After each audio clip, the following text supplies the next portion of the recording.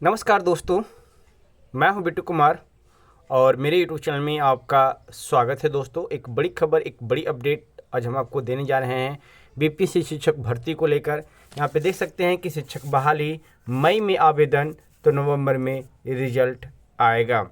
यानी कि आपके पास बीपीएससी की शिक्षक भर्ती तैयारी करने का मात्र 3 महीना यानी कि 90 दिनों का टाइम दिया गया है। इस बीच में आपको जितनी तैयारी करनी है कर लीजिए। एग्ज़ाम थोड़ा सा हार्ड होगा, लेकिन बीपीएससी की तरफ से बोला जा रहा है कि ना तो एग्ज़ाम इजी होगा और ना ही एग्ज़ाम हार्ड होगा, यानी कि मीडियम लेवल का रहेगा। तो किस तरह का मीडियम लेवल का रहेगा ये तो सब जानते हैं कि बीपीएससी के थ्रू एग्ज़ाम होने जा रहा है। मीडियम लेवल का तो रहेगा नहीं, रहेगा हार्ड लेवल का ही।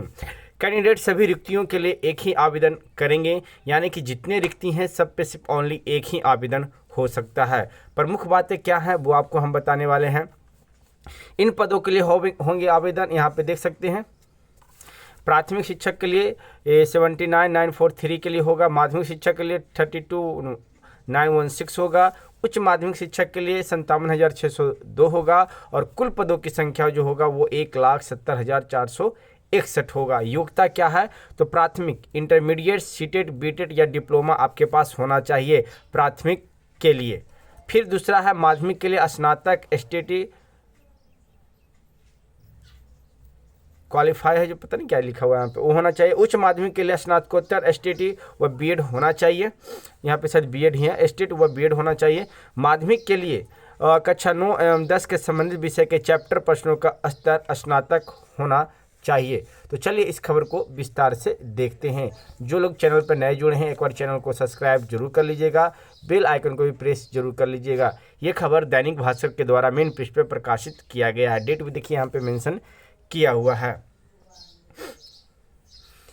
कहा जा रहा है कि प्रतियोगी परीक्षाओं की तैयारी करने वाले कैंडिडेट के लिए यह अलर्ट करने वाली खबर है। जी हाँ, अगर आप जनरल कंपटीशन की तैयारी कर रहे हैं तो ये खबर आपके लिए बहुत ज़रूरी है। दरअसल बिहार लोक सेवा आयोग, जिसे हम लोग बीपीएससी बोलते हैं, उसको पूरा संक्षिप्त में बोले तो बिहार लोक सेवा आयोग 1,70,461 शिक्षकों की बहाली के लिए आवेदन की प्रक्रिया 18 मई से आरंभ हो सकता है। यानी कि आज आपके पास 16 मई है और 18 मई से आरंभ हो सकता है। एग्ज़ाम 15 से 30 अगस्त के बीच होगी और रिजल्ट नवंबर में आ सकता है।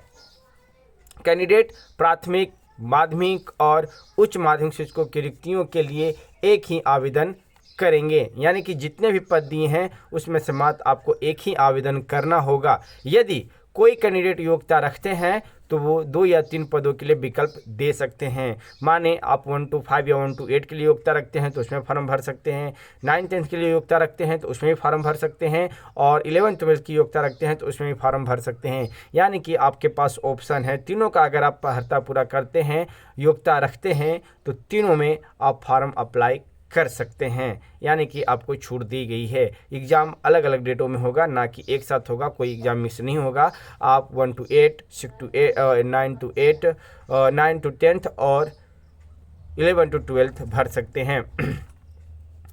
आवेदन के दौरान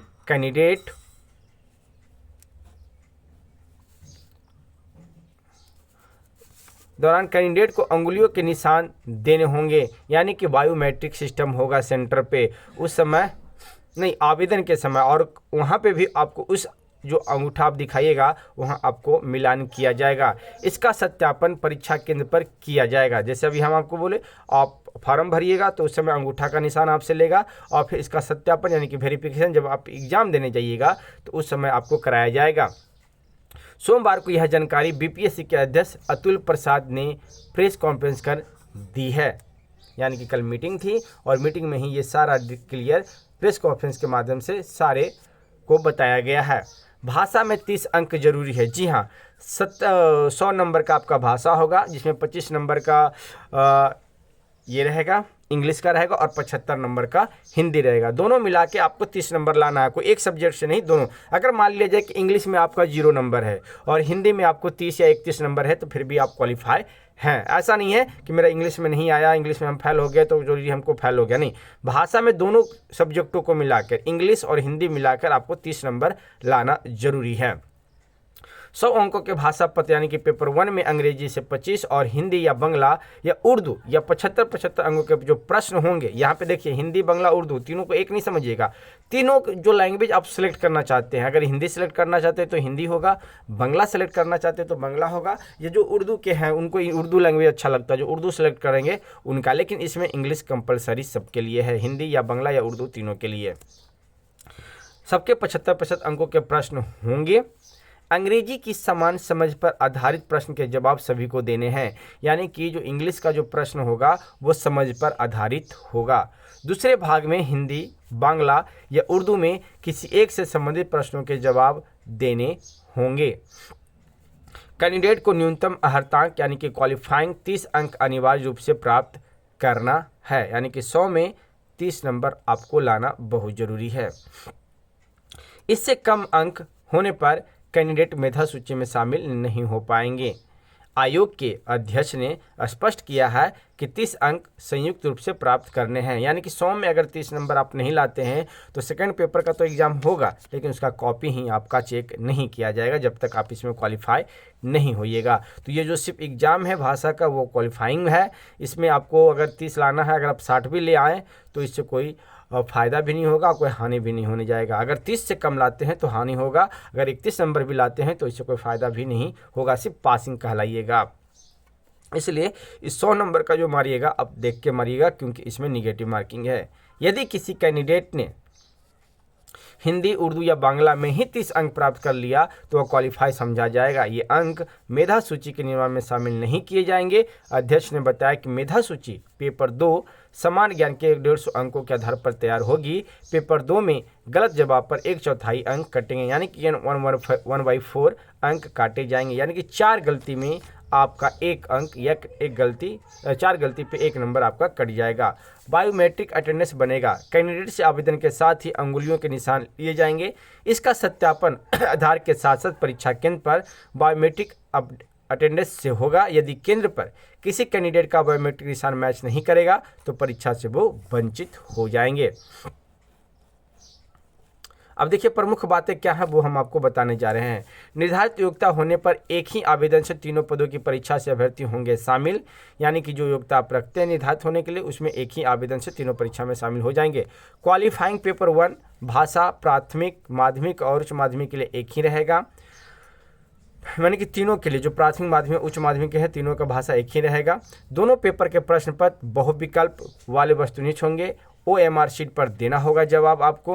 पेपर 2 के 150 अंकों के आधार पर बनेगी मेधा सूची। 100 अंक संबंधित विषय से होंगे। पेपर 1 में निगेटिव मार्किंग नहीं। पेपर 2 में 4 प्रश्न गलत होने पर 1 अंक कम होगा। देखिए ये हिंदुस्तान में भी बोला गया है और ये दैनिक जागरण में भी बोला गया है कि पेपर 1 में जो निगेटिव मार्किंग नहीं होगा। अब देखिए इसमें थोड़ा सा कन्फ्यूजन बना हुआ है। प्राथमिक की 50 तथा माध्यमिक, उच्च माध्यमिक की 35% सीटें महिलाओं के लिए आरक्षित है, यानी कि प्राथमिक की 50 तथा माध्यमिक और उच्च माध्यमिक की जो 35% सीटें हैं वो महिलाओं के लिए आरक्षित कर दी गई है। उच्च माध्यमिक के कक्षा 11 से 12 के संबंधित विषय के चैप्टर प्रश्नों का स्तर स्नातकोत्तर होगा। तो ये सारा डिटेल हमने आपको समझाया दोस्तों। इसी तरह का और भी किसी तरह कोई अपडेट आता है तो उस अपडेट से भी हम आपको रूबरू जरूर कराएंगे। तो ये वीडियो आपको कैसे लगी आप हमें कमेंट करके बता सकते हैं, और ऐसे वीडियो न्यूज़ पाने के लिए आप हमारे चैनल पर बने रहें। फिर मिलते हैं एक नेक्स्ट वीडियो में। धन्यवाद दोस्तों।